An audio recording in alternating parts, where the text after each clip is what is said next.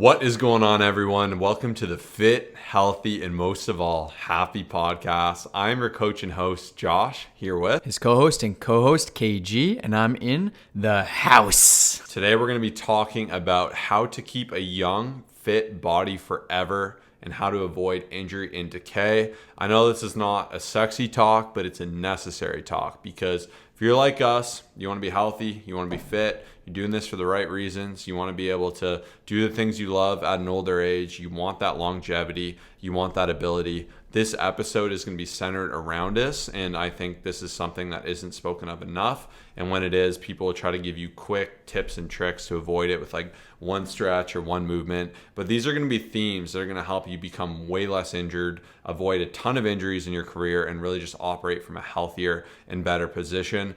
And of course, this is the Fit, Healthy, Happy podcast. I'm going to kick this off with a quote because I think that's only appropriate. And the quote is, "The old that is strong does not wither. Deep roots are not reached by the frost." And once again, a little open-ended, you might be like, what the heck? The case in point is to have a deep understanding in what you're doing to avoid injury. So for me, one of the biggest things I think people should know are the most common injuries you could expect. The biggest one, and actually one of the biggest things threatening elder populations today, is decay, is muscular decay. As you get older, your body does begin to actually wither. That's why you'll see older people get a little bit shorter, they get lighter. They'll always say, I can't put on weight, I'm losing weight. They're losing muscle ability, they're becoming frail, and frailty is a huge problem. I just finished listening to Dr. Peter Attia's book on longevity. It was like 20 something hours. It was very bland.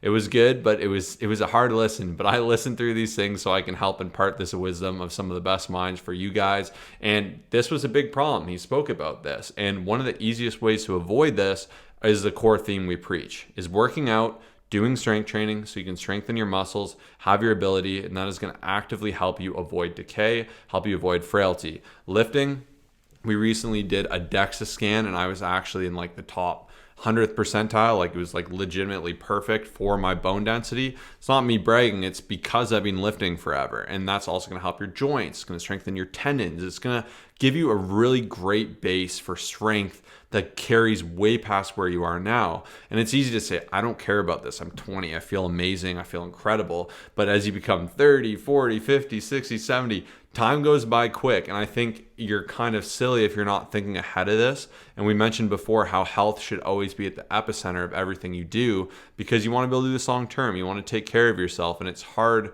to have that future thinking, but you absolutely should. So obviously one of the best things you can do, lift. The second biggest thing is nutritionally. Make sure you're getting enough protein. That's going to help you maintain muscle, put on muscle, grow, be strong, be healthy, be active. But these are things you already know. You're like, I didn't come here for this. This is a little bit obvious. So the next thing I would really say is know the big danger areas. The biggest danger areas are definitely shoulders and knees amongst other joints, as well as back pain. Those are typically the three things you'll get from people. Either they have a bad shoulder, they have a bad knee, or they have a bad back. And now this is a big ground to cover. There's a lot of content we could make around this, but we're going to give you some general best practices on how to avoid this, how to stay injury free, and how to do this long term. And now that we've established you should be eating well, you've been in the gym, what are some of the main things people can do? Obviously, Kyle, the most obvious one, which is improving your form. What would you like to say about that for the gym? So this is where it's very interesting because strength training to me is like the number one greatest thing.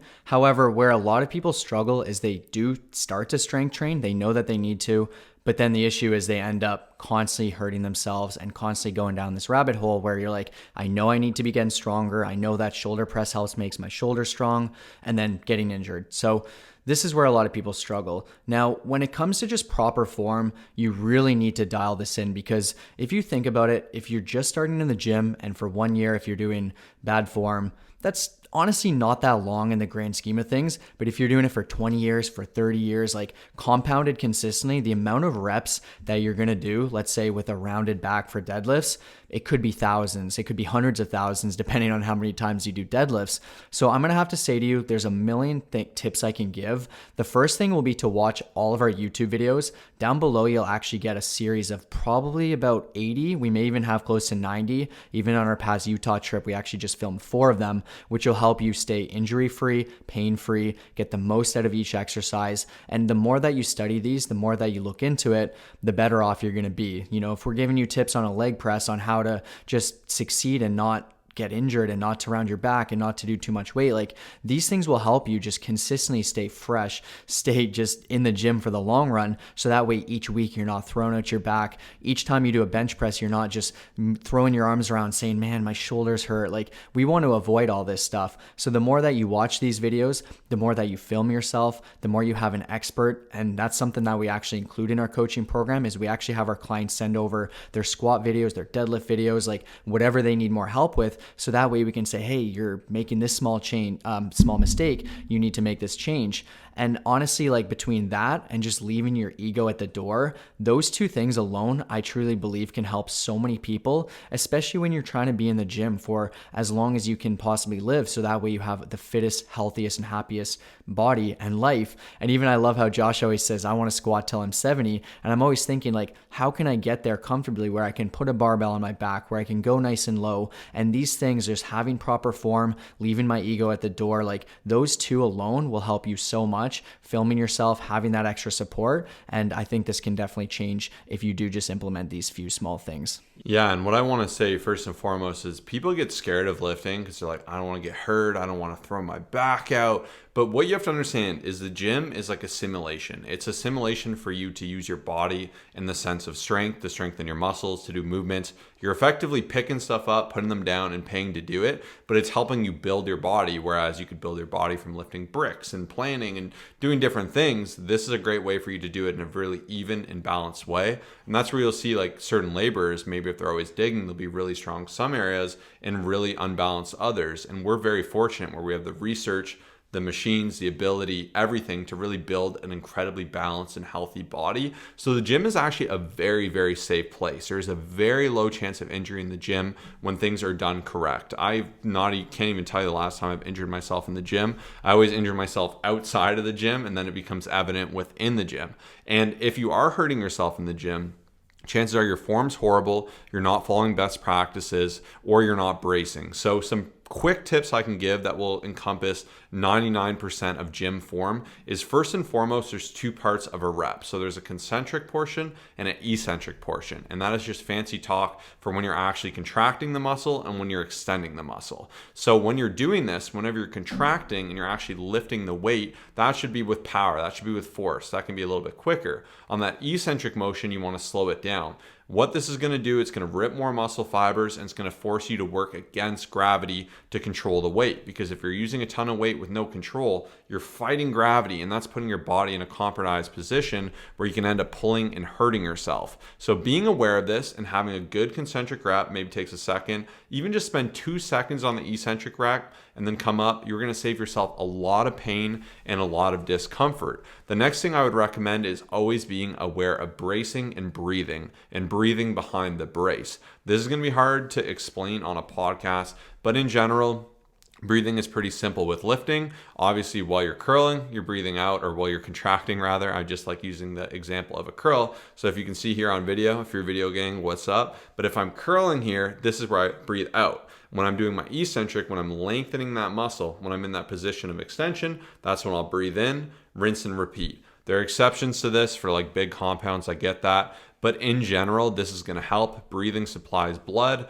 supplies oxygen. That's going to keep your muscles healthy. Make sure you don't pop or feel horrible. So good breathing is important. And next is bracing. Your abs are very strong. Your abs, your glutes. This is how you can have a tight unit, really have control. And these are muscles that should be supporting you. So when people say, hey, lift with your legs, they're effectively telling you don't lift with your back, because you have to consider your spine in particular. So the issue with spines is it's all these little vertebrae that are just kind of connected by these little bursa. And if you're actually using that to lift, that is not as strong as a muscle. That's why you want to use those muscles. And that's why learning to brace your abs, to breathe behind that brace, and to really have your core, you know, that buzzword core, have that buzzword core be at the center of everything you do in the gym. And if you do those things, you will avoid so much injury. It will be ridiculous. Even just using this practice when you're deadlifting, go ahead, brace from your abs, get your back, like actually brace back, control your scap, and you're going to save yourself so much pain. And then the last thing I would say is just be aware whenever you're lifting.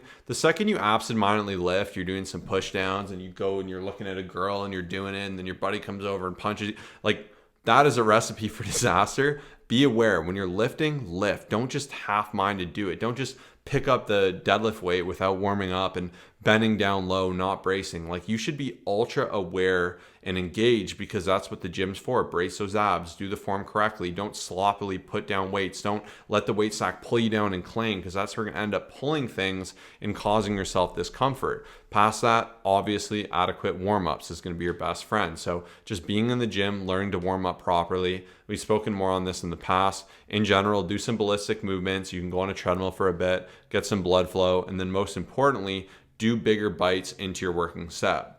What that means is if I'm squatting 405 pounds, I'm not just going to load up 405 pounds. I'm going to do the bar, I'm going to do some leg kicks, then I'm going to go ahead and do a plate, then I'm going to do 2 plates, 3 plates, maybe 375, then maybe 405, or 355, then 405. And once again, some people need more bites, some people need less bites, but these are your best practices to avoid that. And those are kind of my top gym tips. Even like if you're getting a lot of shoulder pain, analyze where that's coming from. That can be a case of overuse. And going into the next segment of this, I love the concept of you deserve your pain. If you're listening to this, it sounds horrible. You're like, this guy's mean. I don't like it. But bear with me. Right now, there's a chance something's bugging you. That is a genetic disposition for you. Maybe you're super tall and your knees hurt you a little bit. Or you've just always had shoulder problem. You're always rubbing your shoulder. You got to ask yourself, I have this. What am I doing to counteract it? Am I actually doing research on it? Am I doing exercises for prehab? Am I doing rehab? Am I avoiding things or doing things improperly? Like,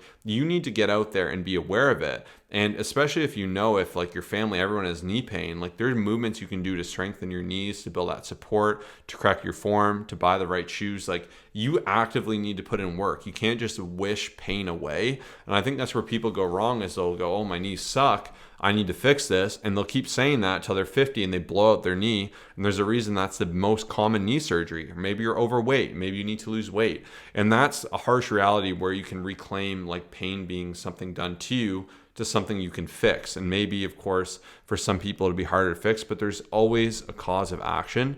And I find this to be more freeing. And even me, whenever I have something, I work to heal it up, get it to the best it can be, and turn a weakness to a strength. And if you're looking to do this long term, that's how you can do it. And by doing this constantly and repeating this process, you're just going to become fitter and healthier, and it's going to all come together, and you'll be amazed at how much it continues to shape up. Very well said. It's funny because that was literally the thing that was on the top of my head, because I feel like so many people go through this. And like, honestly, if there is something that comes up, and whatever it is, like maybe you pull your back doing something, or the knee example is great because I can actually relate to that a lot. Whereas there was one time, I'm not sure if you remember, where I was just, my knee was bothering me for the first time in my life. Like, I've been a runner all my life. I've done everything. And it just randomly started to bother me. And I think this is where some people struggle, is they'll just be like, oh, well, whatever, it is what it is. It was bound to happen. But I'm like, okay, I'm going to dedicate time to learn, to implement. I started to incorporate a few things, change the training program a bit. Each day I started to add in some movements that I thought would be helpful. Boom, went away just like that. And so I'm not saying that will solve every problem that ever takes place, but it's such a great opportunity to then get ahead of the problem. And even there's a term called prehab, which is preventative rehab. So instead of waiting to the point where something happens, if you know that Josh mentioned shoulders, back, knees are super common for injuries. Why are we not getting ahead of it and starting to add in these different things that we know will help us? As we said before, we know what we need to do. We just need to do it. So I think between that and even just listening to our body, like if you just started working out in the gym, it's very possible you don't really understand the difference between discomfort, pain, all that other stuff. But if you've been doing it for a while, if you're 20 years in, 30 years in, like the longer you get to it, you'll be able to understand what's good for you, what you should maybe stay away from for that day based off of this situation. And you're able to navigate a little bit better. And even just making sure that you're taking rest days seriously, you're recovering properly. Like I think every person should have some sort of recovery protocol, and that will look different for each person. I'm not saying on rest days to sit there and do nothing, but if you do spend some time, whatever makes you feel best. For some people it's massages, for some people it's a massage chair, like for some people it's just doing your mobility on the weekend. There's so many different things you can add in that I think will help on top of the long-term strength training that will benefit you in the long run. And that's all I have to say there for injury prevention and helping you stay in it for the long run. Yeah, I'm happy Kyle added like the rest, the sleep. Like if you're going to the gym sleep deprived and you're already tired, like that's how you can cut corners and end up hurting yourself. Usually it's like that one position of laziness. So great example, in high school, we had like a weight room. And there was a teacher, he was D's, he looked amazing. Everyone was like, oh, this guy's so jacked. He actually slipped a disc picking up a 5-pound plate, cleaning it in the gym. And like to this day, that is stuck with me because one time he bent over, he didn't lift with his abs, he had his back in a compromised position and pop, like immense pain, surgery needed. And that shouldn't scare you. You should just be aware to not do that. Just use best practices and you'll be fine. And like, even when you think of like hypochondriacs and people that are constantly worried and they're too scared and they use this as a reason to not get in the gym, you're going to make yourself worse by not being strong, by being frail, by not being able to move yourself. You're going to end up in a way worse situation. Like one thing I always like to say to my clients is we're humans. We break, we heal, and we rinse and repeat. When you're a kid, you've definitely gotten a scab, you've definitely got a scratch, and those were components of you learning, growing, and playing.